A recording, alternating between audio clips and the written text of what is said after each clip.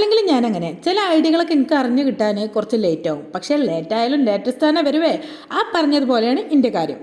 പലരും ഇതുപോലെയുള്ള പല ഐഡിയകളും കൊണ്ടുവരും. അതിൻ്റെ റീക്രിയേറ്റ് ചെയ്യാൻ ഞാൻ ശ്രമിക്കും. 10 നിലയിൽ പൊട്ടും. അതാണ് സ്വാഭാവികമായിട്ടും പലപ്പോഴും സംഭവിച്ചു കൊണ്ടുവരുന്നത്. പക്ഷെ എന്നാലും ഞാൻ പഠിക്കൂല. വീണ്ടും അതിങ്ങനെ ശ്രമിച്ചുകൊണ്ട് ചെയ്തുകൊണ്ടിരിക്കും. അങ്ങനെ എന്തെങ്കിലും ഒരു കാലത്ത് ഞാൻ ചെയ്യണം ഏതെങ്കിലും ഒരു വർക്ക് പെർഫെക്റ്റ് ആവും അല്ലെങ്കിൽ ഉഷാറാവും എന്നുള്ളൊരു പ്രതീക്ഷയോടെ മുന്നേറുകയാണ് ഞാൻ. ആ ഒരു ശുഭാപ്തി വിശ്വാസത്തോടു കൂടിയാണ് ഞാൻ ഈ സമ്മാനപ്പൊതിയും മേക്ക് ചെയ്യണത്. ബഡ്ജറ്റ് ഫ്രണ്ട്ലി ഒരു ഗിഫ്റ്റ് ഒക്കെ കൊടുക്കണമെങ്കിൽ, അതായത് ഒരുപാട് പൈസ ഒന്നും ചിലവാക്കാൻ നമ്മളടുത്തില്ല, പക്ഷെ നമുക്ക് ഭയങ്കര സങ്കടവും നമുക്ക് ഗിഫ്റ്റ് കൊടുക്കണം എന്ന് വെച്ചാൽ നമുക്ക് കൊടുക്കലിന് വേണ്ടിയത്.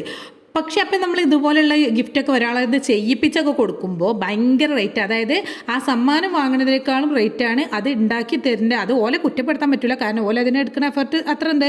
അപ്പം നമ്മളതുപോലെ നമ്മളതായിട്ട് ക്രിയേറ്റ് ചെയ്ത് നമ്മൾ ഇതുപോലെയൊക്കെ ഗിഫ്റ്റ് കൊടുക്കുമ്പോൾ, അത് നമ്മൾ ഉണ്ടാക്കി കൊടുക്കുമ്പോൾ അത് ഉണ്ടാക്കുന്ന ആൾക്ക് നമുക്കും സന്തോഷം, വാങ്ങുന്ന ആൾക്ക് അതിലേറെ സന്തോഷം. അങ്ങനെ നമ്മളെ സമ്മാന പദ്ധതി അവിടെ മിടുക്കനായിട്ടുണ്ട്. ഒരു കെട്ടും കൂടെ കെട്ടിയാൽ അതിനെ കെട്ടിട്ട് പൂട്ടി അങ്ങ് വെക്കാം.